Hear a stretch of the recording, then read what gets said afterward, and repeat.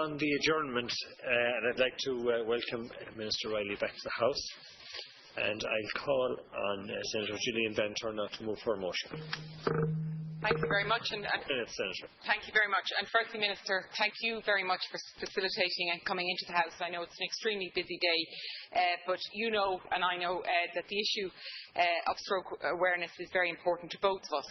And this is the National Stroke Awareness Week, which, with this year's focus on the Irish Heart Foundation's Act Fast campaign, which was launched in 2010 to increase public awareness about the early signs of stroke and to encourage speedy medical intervention. And I'd like to welcome Chris Macy from the Irish Heart Foundation to the gallery.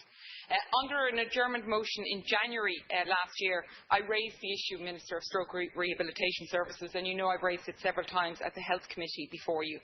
And I noted there that there's an estimated 10,000 people would suffer a stroke in Ireland in 2012, and the same number are estimated to suffer a stroke this year. Approximately 2,000 die as a result of stroke, making stroke Ireland's third biggest killer. Stroke is the single cause of severe disability, and up to 50,000 people are living in the communities with disabilities as a result of strokes.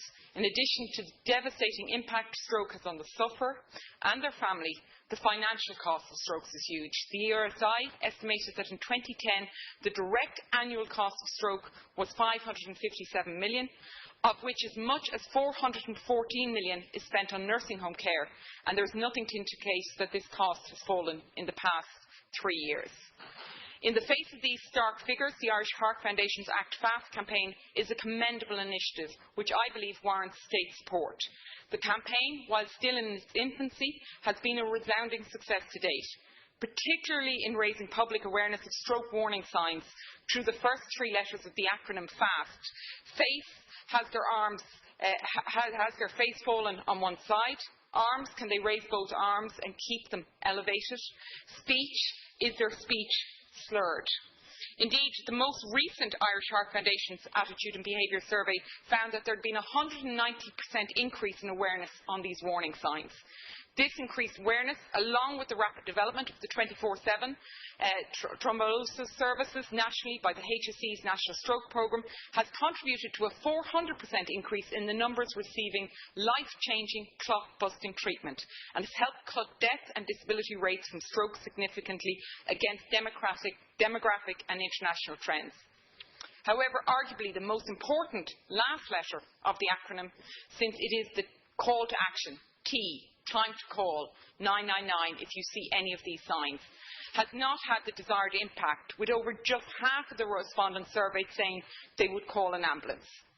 Speedy medical intervention is imperative if we're to limit the detrimental effects of stroke. The average stroke destroys 2 million brain cells every minute, which means the quicker you get emergency treatment, literally the more of your brain can be saved. The knock-on effect is reduced risk of death, severe disability and a considerable financial saving to the state. The Irish Heart Foundation is now entering a new stage of the campaign, where there is clearly room to improve on awareness of the timely medical intervention, and it needs state support. In addition to financial assistance, there are other supports, Minister, at the disposal of the state, such as providing advertising sites in high footfall areas of government buildings and properties, and maybe looking at a way of reimbursing the 23% they have to pay in non-returnable VAT for the campaign, which is proving not only to save lives and quality of life, but is also saving the state money. So, Minister, I'd like your reassurance that both financial and alternative means of supporting the new phase of the Act Fast campaign are being positively considered. Spot on time. Thank you very much, Senator. Minister Riley.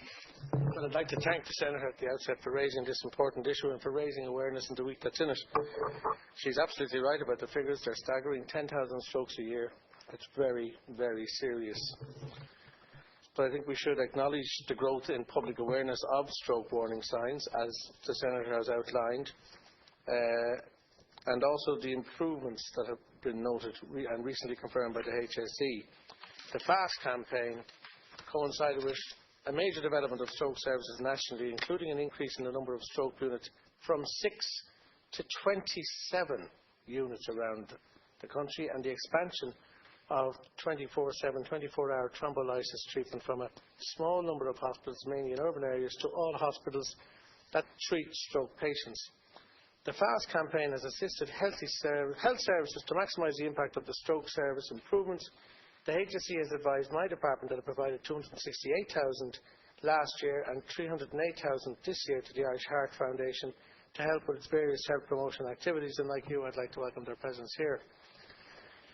Such improvements in stroke services were envisioned in the Changing Cardiovascular Health Policy 2010 to 2019, which was launched in 2010.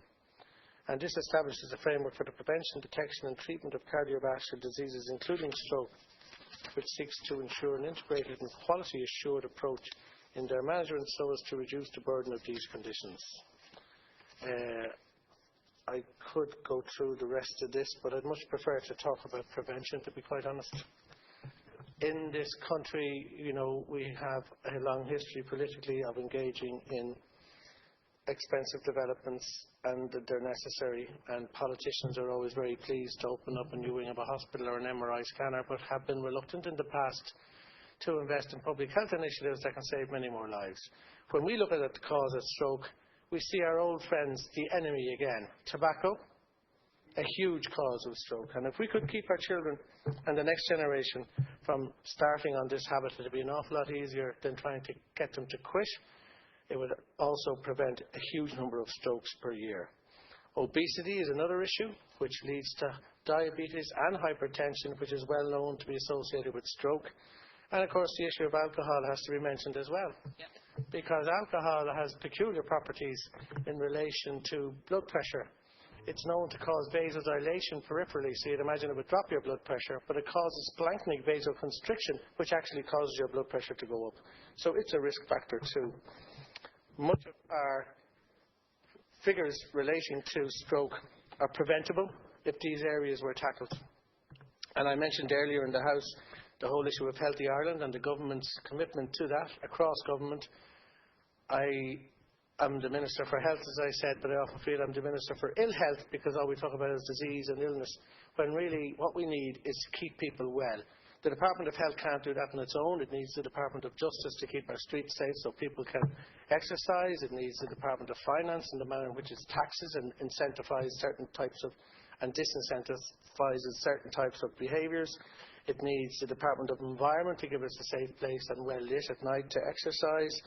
And we very badly need education on board as well, and I know Mr Quinn is very, very committed to this area also. It's about developing healthy lifestyles early in life that will stay with you. The early habits are the hardest to break. So obviously, and this is proven again with tobacco, if you don't start smoking by the age of 21, you're very unlikely to take it up. But of course we know that this industry goes after our children. It wants to replace their people who have died, the 5,200 in this year, who die from tobacco-related illness, and those who give it up, with new recruits, and those new recruits are children. In a survey done, 78% of smokers said they started smoking under the age of 18.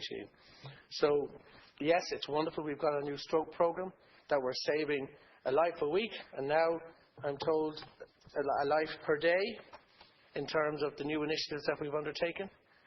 But whilst all that must be done to help those who fall ill now, we really have to look up the road and realise that actions we take now could save our next generation from an awful lot of hardship and grief. And in fact, when it comes to the obesity epidemic amongst our young people, if we don't tackle that and the rising epidemic of diabetes, we may very well be the first generation to bury the generation behind us, which is an appalling thought.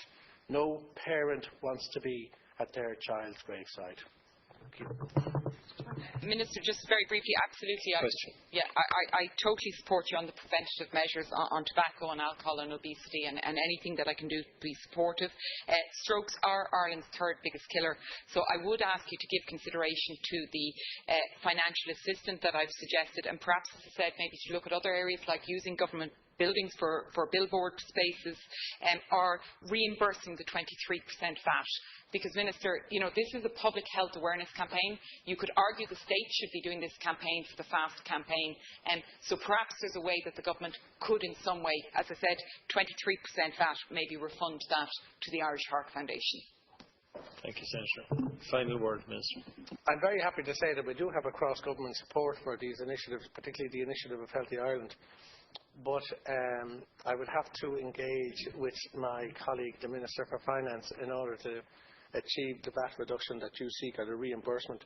And this is not the only area where I feel VAT needs to be looked at again. I mean, having VAT on condoms, having VAT on vaccines.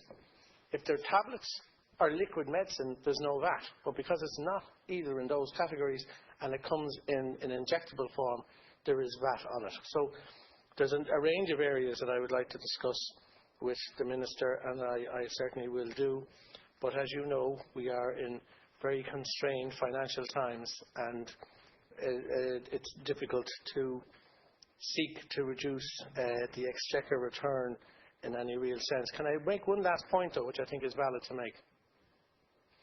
We need to get the people of Ireland and Europe off their addiction to nicotine, but we equally need to get the governments of Europe off the addiction of the income that tobacco products bring. Thank you very much. Thank you, Senator Van Turnhout. I now call Senator David Cullinane to move his motion. Oscar Hurley, thank you very much, and thank you, Minister, for coming in and taking this adjournment motion. A number of times in this House I've raised the issue of long waiting times, outpatient waiting times at Waterford Regional Hospital, and my party health spokesperson